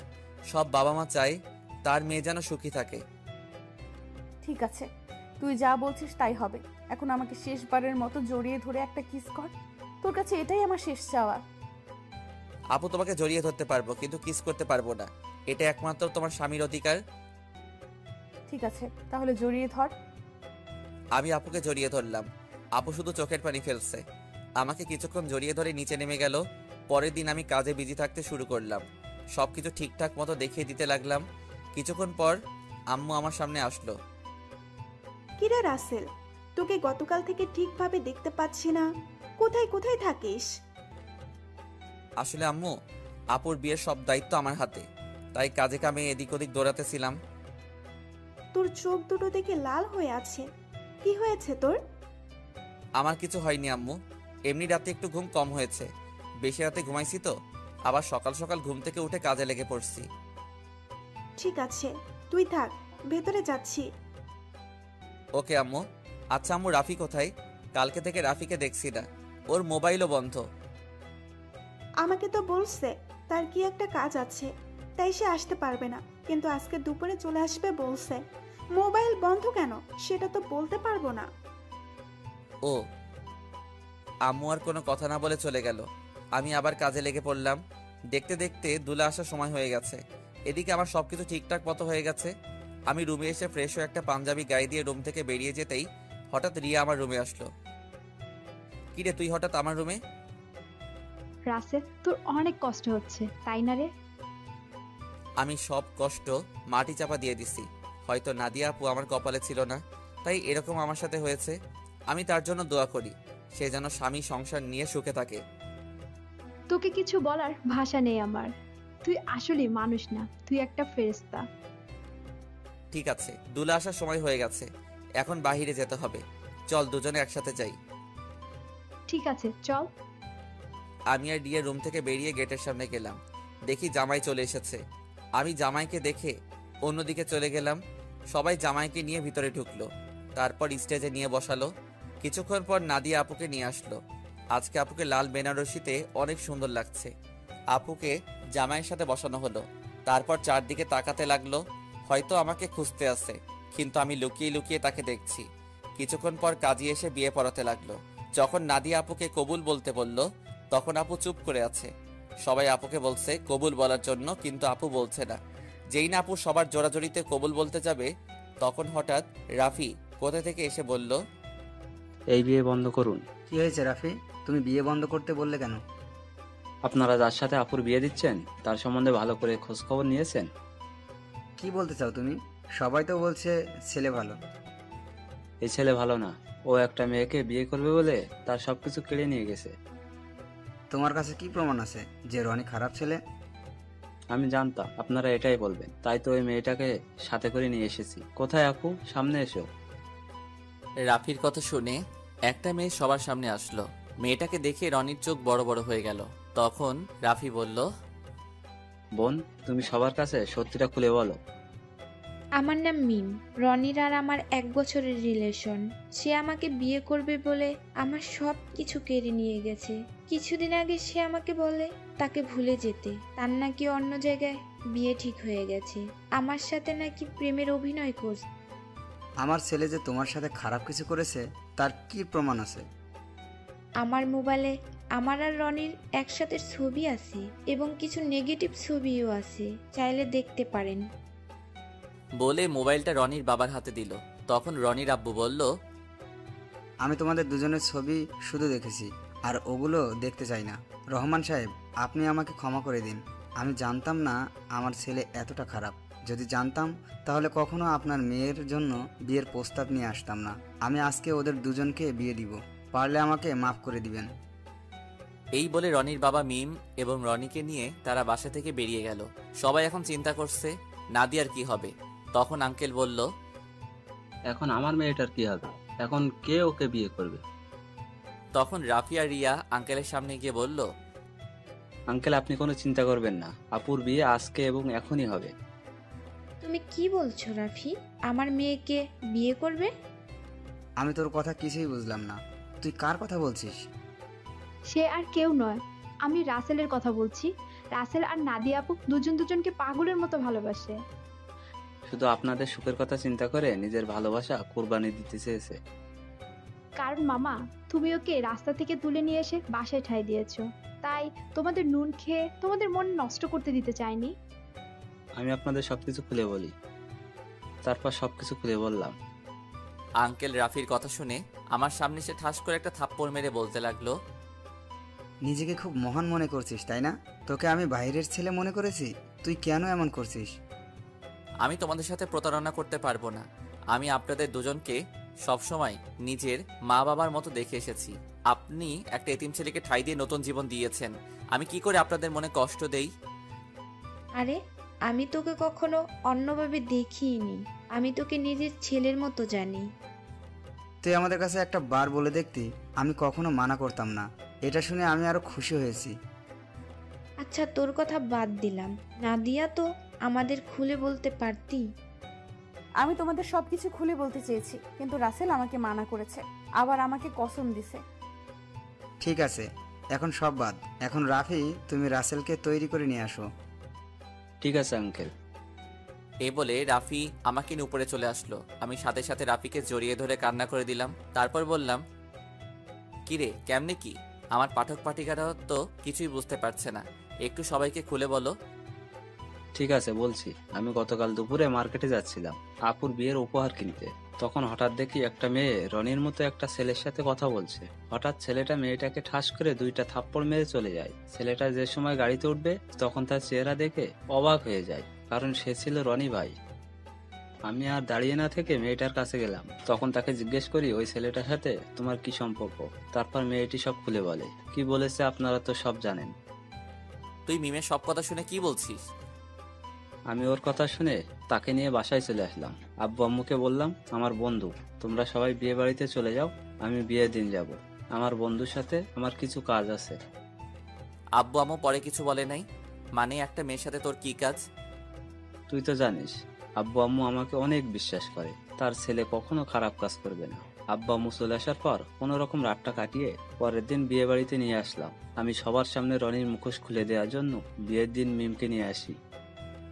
আজকে তোর কারণে আমার ভালোবাসার মানুষকে আপন করে পেয়েছি। তোর এই ঋণ কখনো শোধ করতে পারবো না। হয়েছে, তোর ঋণ শোধ করা লাগবে না, শুধু আমার একটা হেল্প করে দিতে হবে। বল তোর কি হেল্প লাগবে? আমার সাথে একটা মেয়ে দাঁড়িয়ে যখন আঙ্কেলের সাথে কথা বলছে, ওই মেয়েটাকে আমার পছন্দ হয়েছে।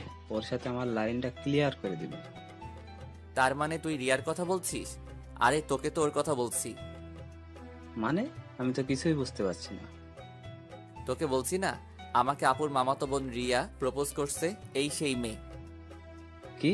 তার মানে ওই সেই রিয়া? কিন্তু চেহারা তো কিন্তু মার্শাল্লাহ। এখন আমার সাথে লাইনটা করে দে। ঠিক আছে দিব, আগে আমার বিয়েটা শেষ হোক। ঠিক আছে, এখন ফ্রেশে আয়, আমাদের জন্য সবাই অপেক্ষা করছে। আমি আর কোনো কথা না বলে ওয়াশরুমে ঢুকে ফ্রেশ হয়ে একটা পাঞ্জাবি গায়ে দিয়ে রাফির সাথে নিচে চলে আসলাম। আমাকে নিয়ে আপুর পাশে নিয়ে বসালো। তখন আপু আমার কানের কাছে মুখ এনে বলল, আজকে তোর খবর আছে, শুধু বিয়েটা হয়ে যেতে দে। তুই আমাকে অনেক কষ্ট দিয়েছিস। সেটা বাসর ঘরে দেখা যাবে। আমিও কিন্তু কম কষ্ট পাইনি। কাজী বিয়ে পড়ানো শুরু করলো। আগে আপুকে কবুল বলতে বলল, আপু সাথে সাথে কবুল বলে ফেললো। সবাই মুচকি মুচকি হাসছে। এবার আমাকে বলতে বলল, কিন্তু আমি বলছি না, আমি আপুকে একটু লাগানোর জন্য দেরি করছি। আপু আমাকে কনুই দিয়ে গুতা দিল। আমি সাথে সাথে কবুল বলে ফেললাম। সবাই জোরে জোরে হাসা শুরু করলো। তারপর কাজী মোনাজাত ধরলো। সবাই আমাদের জন্য দোয়া করলো। তারপর সবাই খাওয়া দাওয়া করে বাসায় চলে গেল। আব্বু আম্মু আমার কাছ থেকে বিদায় নিয়ে চলে গেল। রাফি আমার সাথে থেকে গেল। এখন আমি আর রাফি ছাদে বসে আছি। ছাদে আসার সময় রিয়াকে বলেছি ছাদে আসার জন্য। আমি আর রাফি বসে বসে কথা বলছি। কিছুক্ষণ পর রিয়া ছাদে আসলো। তখন আমি বললাম, কিরে তোর আসতে এত দেরি হলো কেন? দেরি কি আর এমনি হয়েছে? তোর বাসর ঘর সাজাতে দেরি হয়ে গেছে। এখন বল কি জন্য ডাকলি? আজকে বিয়ে বাড়িতে একটা ছেলে তোকে দেখে পছন্দ করে, সে নাকি তোর সাথে প্রেম করতে চায়। আমার কথা শুনে রাফি মাথা নিচু করে ফেলছে। তখন রিয়া বলল, ছেলেটা কি জানতে পারি? সে আর কেউ নয়, আমার কলিজা, আমার জানের বন্ধু রাফি। তাহলে না বলে তোকে বলতে বলছে কেন? আসলে আজ পর্যন্ত রাফি কোনো মেয়ের সাথে প্রেম করে নাই। কেন জানি তোকে দেখে পছন্দ হয়, কিন্তু লজ্জার কারণে বলতে পারছে না। তাই আমাকে বলল তোর সাথে লাইন করে দেওয়ার জন্য। ঠিক আছে, তুই রুমে যা। আপু রুমে তোর জন্য অপেক্ষা করছে বাসর ঘরে। আমার অনেক ভয় করছে রে। এত ভয় কিসের?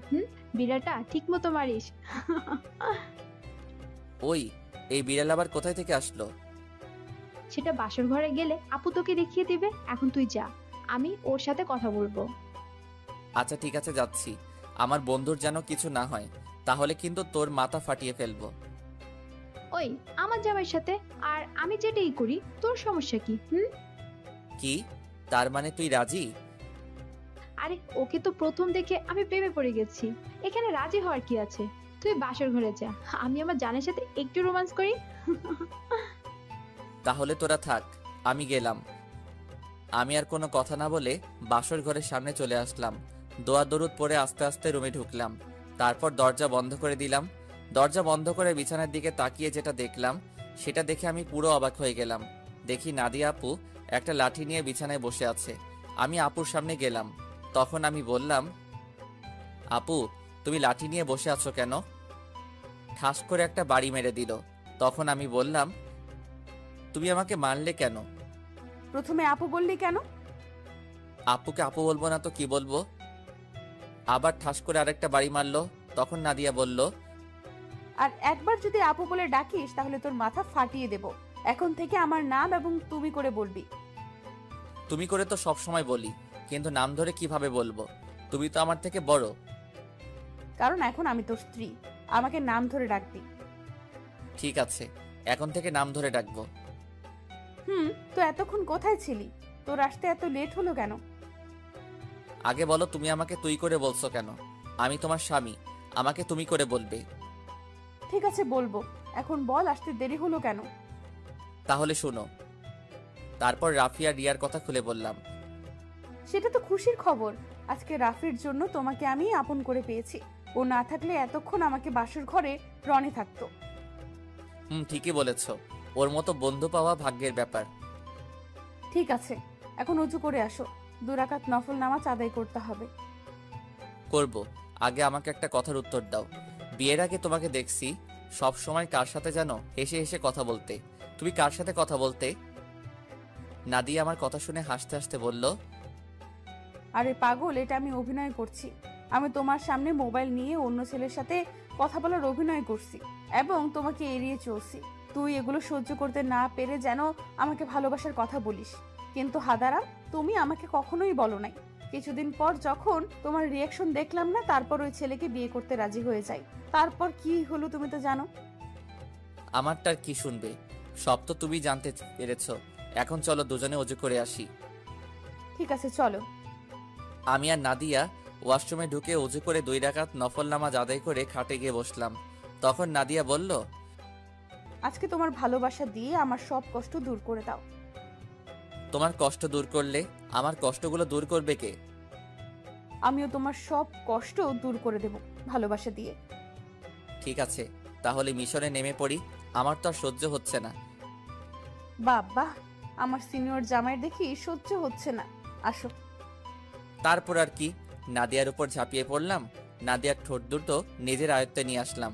আস্তে আস্তে কাপড় খুলতে লাগলাম। তারপর ওর পুরো শরীরে কিস করতে লাগলাম। ধবধবে সাদা দেহ। তারপর হারিয়ে গেলাম সাগরের বুকে। এখন আমি আর নাদিয়া সবসময় কলেজে যাওয়া আসা করি। রিয়া আর রাফির প্রেম ভালোই চলছে। তাদের পড়ালেখা শেষ হলে বিয়ে হবে। আমি আমার সিনিয়র আপুর ভালোবাসা পেয়ে অনেক সুখে আছি।